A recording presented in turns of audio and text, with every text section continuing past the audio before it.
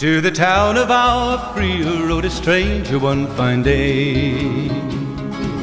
Hardly spoke to folks around him, didn't have too much to say.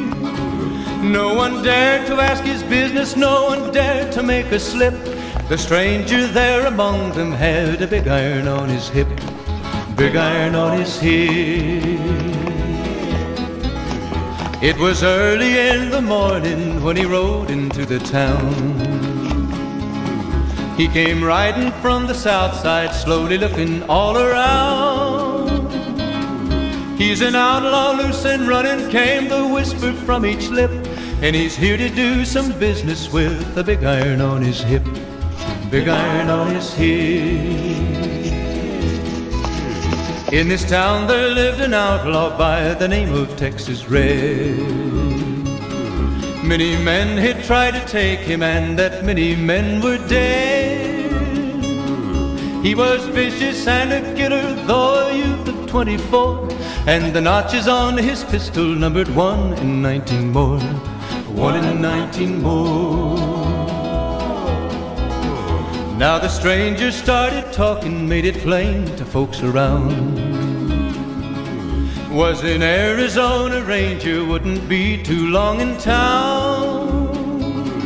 He came here to take an outlaw back alive or maybe dead, and he said it didn't matter, he was after Texas Red, after Texas Red.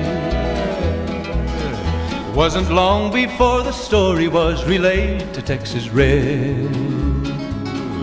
But the outlaw didn't worry, men that tried before were dead. 20 men had tried to take him, 20 men had made a slip.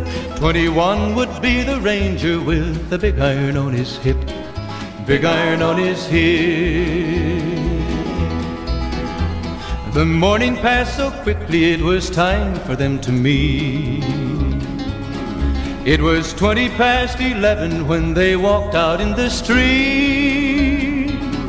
Folks were watching from the windows, everybody held their breath. They knew this handsome ranger was about to meet his death, about to meet his death.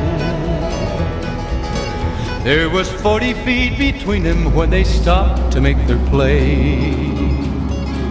And the swiftness of the ranger is still talked about today.